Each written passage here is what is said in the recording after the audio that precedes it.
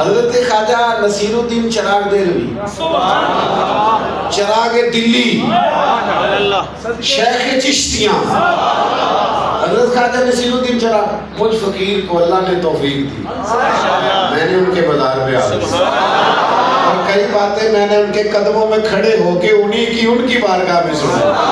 میں نے کہا یہ بھی پڑھا ہے آپ کے بارے میں، یہ بھی پڑھا ہے آپ کے بارے میں، یہ بھی پڑھا ہے آپ کے بارے میں۔ تو وہ حضرت خواجہ نصیر الدین چراغ دہلوی کو جب حضرت سلطان المشائخ خواجہ نظام الدین صاحب محبوب الہی نے خلافت دی نا، اب تو خلافت موجے لگ جاتی ہے نا خلافت لے گی، تو پہلے یہ واقعی وزنی پگڑی ہوتی تھی۔ خواجہ صاحب نے خلافت دی تو حضرت نظام الدین، حضرت خواجہ نصیر الدین چراغ دہلوی کے ذمہ لگایا کہ مخلوق کی خدمت کر، لنگر بھی کھلانا ہے، قرآن بھی پڑھانا ہے، تربیت بھی کرنی ہے، تزکیہ بھی کرنا ہے، یہ آئیں تو ان کی ڈیوٹی بھی کرنی ہے۔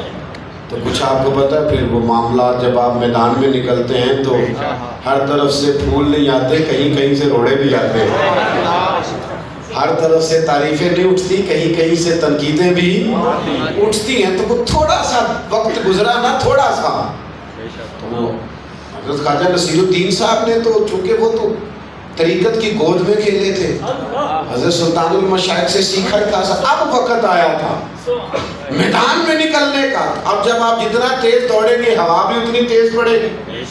تو وہ جب سامنے سے مسائل ہوئے تو پریشان ہو گئے۔ کچھ خلیفے ہوتے ہیں، کچھ محبوب ہوتے ہیں۔ نہیں، خلیفے سارے ناراض ہو جائیں گے مجھ سے، میری مجبوری ہے نا بات کرنے کی۔ کچھ خلیفے ہوتے ہیں، کچھ نہ تسی بولے کہ نہ تسی خلیفے جو ہوئے سارے، کچھ خلیفے ہوتے ہیں، کچھ حضرت نصیر الدین چراغ دہلوی خلیفہ ہیں، محبوب بھی ہیں، لیکن امیر خسرو محبوب تھے۔ خلیفے نے بھی بات کر دیا تو ڈائریکٹ نہیں کرنی، اس محبوب کے ذریعے کر دی۔ پیار تھا نا ان سے، پیار تھا نا۔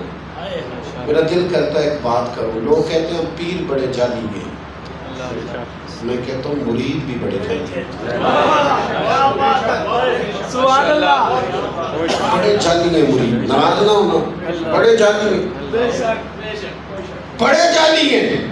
یہ سچ ہے کہ آج کسی کو نظام الدین محبوب الہی جیسا پیر نہیں ملتا، لیکن اللہ کی قسم امیر خسرو جیسا مرید بھی نہیں ملتا۔